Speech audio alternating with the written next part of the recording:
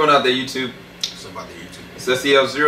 It's your boy Joe Johnson 030. Representing JVS. We just got done watching the last episode, season finale, season 7, Game of Thrones. Name of the episode was The Dragon and the Wolf, which is actually very fitting because this episode we finally got confirmed and cemented who Jon Snow really is, his lineage and everything about that. And I think that well-rounded wise, like the episode was a perfect build to something that it's gonna be crazy in season 8, to say the least. But what did you think, Joe?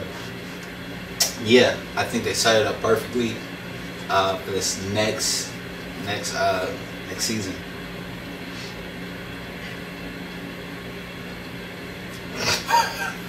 Okay. I mean, you pretty much said most of it. Oh, okay. I think that there's a couple different surprises that happened in this one. Littlefinger finally caught that L that we've been waiting for. And like, if you look at my reaction during that time, I was literally just yelling. Like, I was so happy that not only Sansa had enough assurance to know what was going on, but the pack is together. Like, the Starks have really overcome every single situation that's kind of come before them. And so I was really surprised. You know, I was like, Arya, come on, maybe you got the plan. But it was really Sansa that kind of caught wind to what was really going on with that. And I thought that was a really surprising thing. What else in the episode really caught you out, though? Besides the obvious idea. Oh, man. I mean, the whole episode was really good. I think that I didn't expect... That's a lot to go. I'm gonna talk about Cersei. I'm gonna talk about Cersei. Cersei's whole plot conspiracy thing first, because I feel like that happened. Yeah, I would say that took me off guard. Because we kind of knew that they were gonna have that meeting. I didn't know how she was gonna respond. And it really took me for like two loops. The reason why is because initially she was like, yo, I'm not for this. And I was like, man, like, this is... I kind of expected her to do that, to be honest with you. But then she came back out and was like, yo, like, I'll stand with y'all. Like, yeah. You know, and then she flipped this, come to find out later that she was actually playing them from the jump. Yeah. And her plot was just so good. Like, she's, you know, setting up with mercenaries from the Iron Islands, and like, it's that took me. I did not see that. I did not see that coming. I didn't see that coming, and also I didn't see. I didn't expect Littlefinger to catch it this episode. Like, that was good to see. That was very good to see. I felt like there was no other option. He had to go. Like I couldn't see Jon coming back and not just having him killed. It was just, he needed to get rubbed out.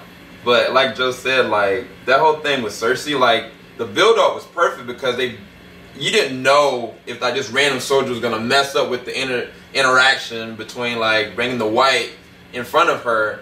Or like what was gonna happen between like the Hound and his brother. Like, it was all these different kind of egos and personalities that was the perfect kind of platform. And I think one of the things about Cersei that surprised me was that she had an opportunity to kill Tyrion, but she didn't.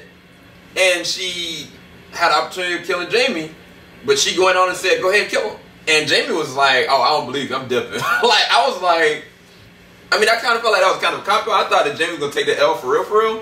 But it was just interesting that now that winter is actually coming. I thought that was a perfect transition scene-wise. Other thing that's really controversial is Dany and Jon got together in this episode.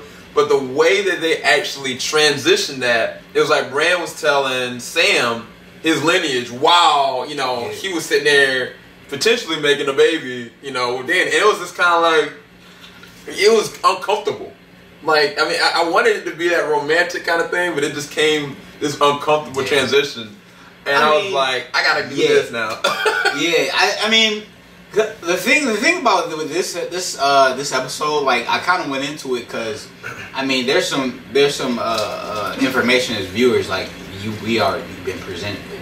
Like, we already kind of know who Jon Snow really is. Yeah. You know what I'm saying? We know his who you know, Daenerys is in relation to Jon. Yeah. And we know that they have feelings for each other, low key. Yeah. And you know, we know that one thing I did like about this episode was how they pretty much like developed the plot in which ways I didn't see coming. Yeah. Like the whole Cersei thing, like Littlefinger taking an L. Even Tyrion, like getting a backbone, like Jon basically platforming him. It was like, look, I'm not absolving you of this, but you are a Stark and a Greyjoy. Go take care of your situation. Yeah, I was actually proud of this character, man. Like, you know, wait to put yourself on the road to redemption, man. Like, for real. Yeah.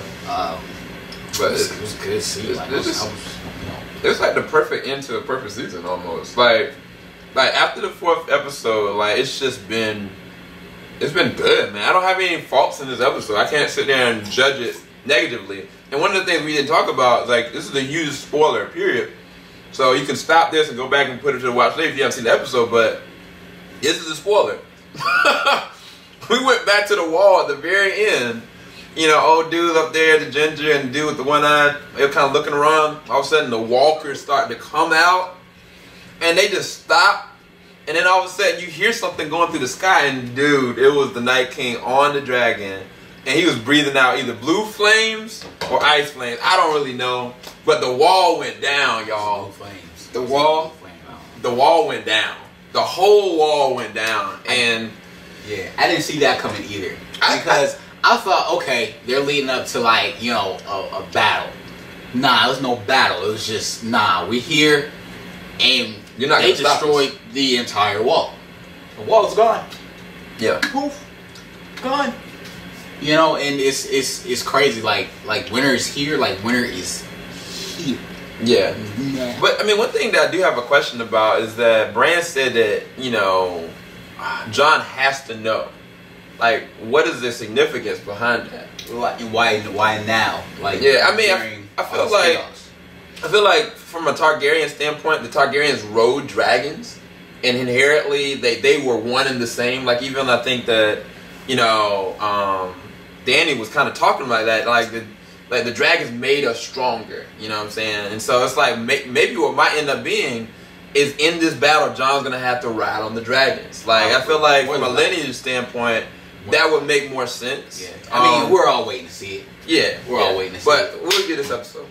Oh, man, I love this episode. So I'll give it a 10, man. 10 for me. I loved Arya and Sansa's bond. Like, I love that. And freaking, you had Bran sitting at the table, like, as a judge. Wait. That scene was lit because you get to see how strong they are as a unit. Like, like you ain't messing with their family, fam. Like, yeah, you know, you got Sansa in power, you got Arya the assassin, the muscle, and she's the smallest one in there. Yeah, and you got Bran with all the knowledge, like calling you out on all your BS. Like, it's like. It's like a perfect storm, man. It's a perfect storm. And it's crazy though, because the Lannisters put them in that position by killing the dad. By, you know, putting them in these strategic kind of situations. It was ever since Ned Stark died, it was like, now look who's the strongest family. Yeah. At this point. But anyway, you guys, hopefully y'all enjoyed our review. We got Dipset, I got reactions, I got to edit. Talk to y'all later. See y'all next year. JVS, we ain't gonna stop. Peace, guys.